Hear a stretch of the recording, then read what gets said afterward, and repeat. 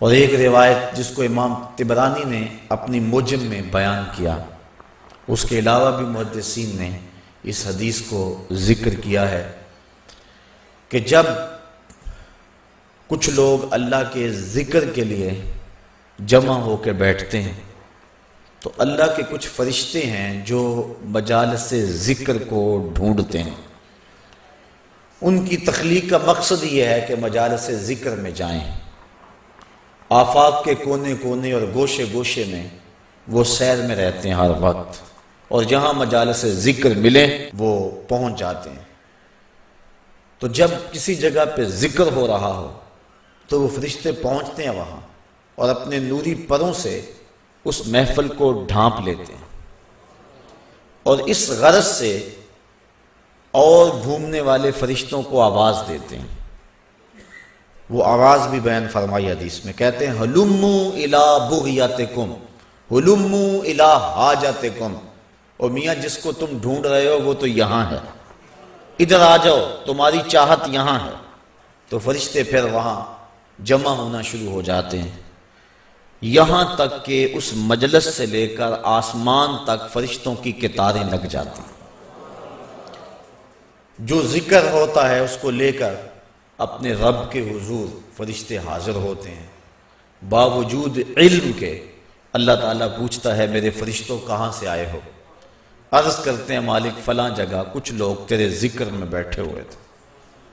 اللہ تعالیٰ جل شانہ ارشاد فرماتا ہے کہ وہ میرے بندے کیا کرتے تھے؟ یا اللہ تیری تسبیح بولتے تھے، تیری بڑائی اور بزرگی بیان کرتے تھے۔ اچھا فرشتوں وہ چاہتے کیا تھے؟ مالک تیری جنت کے طالب تھے۔ اللہ تعالیٰ ارشاد فرماتا ہے کیا انہوں نے میری جنت کو دیکھا ہے؟ عرض کرتے ہیں مالک نہیں دیکھا۔ ارشاد ہوتا ہے اگر دیکھ لیتے؟ فرشتے عرض کرتے ہیں مالک پھر تو شدید اشتیاق ہوتا۔ اچھا اور کیا چاہتے تھے؟ یا اللہ تیرے دوزخ سے پناہ مانگتے تھے، میرے دوزخ کو انہوں نے دیکھا ہوا ہے؟ یا اللہ دیکھا نہیں۔ اگر دیکھ لیتے تو پھر تو بہت زیادہ ڈر اور خوف ان کے سینے میں آ جاتا۔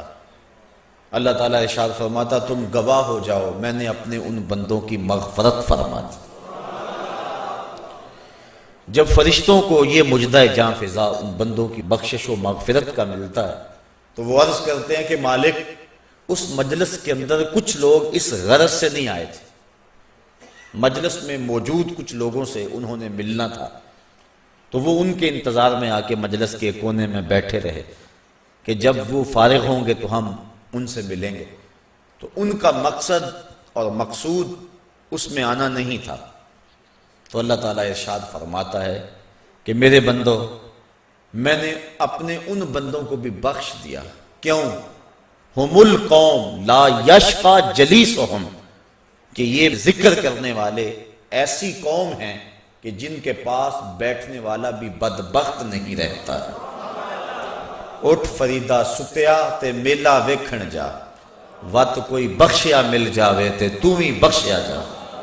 کہا یہ میرے ذکر والے بندے وہ ہیں کہ جن کے پاس بیٹھنے والا بھی بدبخت نہیں رہتا ہے۔ حضرت خواجہ محمد امین شاہ رحمۃ اللہ تعالی علیہ آپ اللہ تعالیٰ جل شانہ کہ انوار و تجلیات کا تذکرہ کر رہے تھے اور اہل اللہ کی صحبت اور مجلس میں بیٹھنے کے فیض کو بیان کر رہے تھے۔ ایک شخص جو عقل کے بل بوتے پہ سوچنے کا عادی تھا وہ کہنے لگا جو شخص ذکر کرتا ہے اس کو تو برکت ملے گی، لیکن جو پاس بیٹھا ہے اس نے تو ذکر کیا ہی نہیں تو اس کو برکت کیسے ملے گی؟ تو آپ نے فرمایا کہ صحبت کا فیضان اسے بھی پہنچا، لیکن وہ ماننے پہ نہیں آ رہا تھا۔ بزرگوں کا طریقہ ذرا مختلف ہوتا ہے، وہ جنگ و جدل اور مناظرے کا روپ اختیار نہیں کرتے، جب انداز ایسا بننے لگے تو وہ اپنا انداز بدل لیتے ہیں۔ انہوں نے گفتگو کو چھوڑ دیا۔ تھوڑی دیر کے بعد گرمیوں کا موسم تھا، خادم حاضر ہوا، کہا یار وہ پنکھی لے کر آؤ گرمی بڑی لگ رہی ہے۔ خادم حاضر ہوا، اس نے آپ کو اس پنکھی سے ہوا دینا شروع کی۔ 2-4 لمحے گزرے تو پاس بیٹھے شخص کو فرمانے لگے بھائی ہوا آ رہی ہے؟ کہا ہاں آ رہی ہے۔ کہا یہ تیرا نوکر تو نہیں ہے؟ یہ تو ہوا مجھے دے رہا ہے، لیکن جب یہ ہوا مجھے دے رہا ہے تو محروم پاس بیٹھنے والا بھی نہیں رہ رہا۔ تو جب یہ اتنا فیاض ہے، یہ ایک عام شخص کہ اس کے فیض سے تو محروم نہیں ہے، تو اللہ کے فیض سے محروم پاس بیٹھنے والا کیسے رہ سکتا؟